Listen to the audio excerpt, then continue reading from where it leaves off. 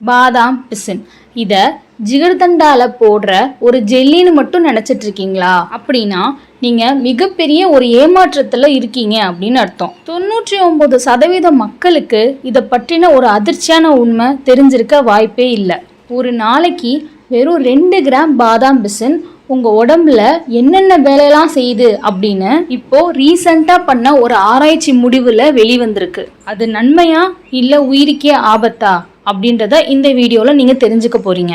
வெறும் 5 நிமிஷம் இந்த வீடியோவை நீங்க முழுசா பார்த்தீங்கன்னா இன்று முதல் நீங்க பாதாம் பிசினை பார்க்கும் விதமே மாறிடும். சரி, அந்த ரகசிய உண்மை என்ன? பாதாம் பிசின் என்பது பாதாம் மரத்தோட ரத்தம் மாதிரி. இந்த பாதாம் மரம் தன்னைத்தானே குணப்படுத்திக்கிறதுக்கு ஒரு திரவத்தை சுரக்குது. அதுக்கு பேர் தான் பாதாம் பிசின். இந்த பாதாம் பிசின் நம்ம மனிதர்களுக்கும் இயற்கை கொடுத்த அருமருந்துன்னு சொல்லலாம். இந்த பாதாம் பிசின்ல அரபினோ கேலக்டான் அப்படின்ற ஒரு காம்பனன்ட் இருக்கு. இந்த மூலக்கூறு என்ன பண்ணும்னா நம்ம குடல்ல இருக்கிற நல்ல பாக்டீரியாக்களுக்கு உணவாக மாறி உங்க உடம்புல இருக்கிற நோய் எதிர்ப்பு சக்தியை 10 மடங்கு அதிகரிக்குது.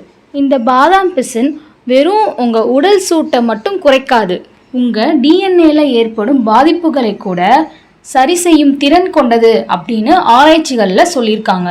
அடுத்தது யாரும் சொல்லாத பாதாம் பிசினின் உண்மைகள்.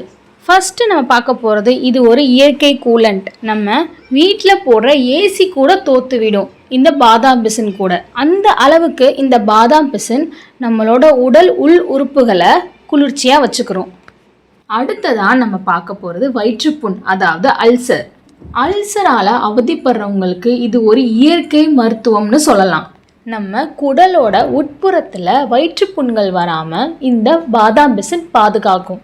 அடுத்ததா ஆண்மை மற்றும் கருப்பை ஆரோக்கியம். பிரெக்னன்சிக்கு ட்ரை பண்றவங்க இந்த பாதாம் பிசினை ரெகுலரா எடுத்துக்கணும். ஏன்னா ஆண்களோட விந்தணு தரத்தையும் பெண்களோட கருமுட்டை தரத்தையும் இந்த பாதாம் பிசின் உயர்த்துது.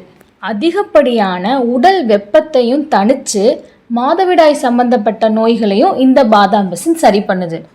அடுத்ததான் நம்ம பார்க்க போகிறது சரும பொலிவு. மக்களே, உங்களுக்கு 40 வயதுலையும் 20 வயது மாதிரி தோற்றம் வேண்டுமா? அப்போனா பாதாம் பிசினை கண்டிப்பாக சாப்பிடுங்க.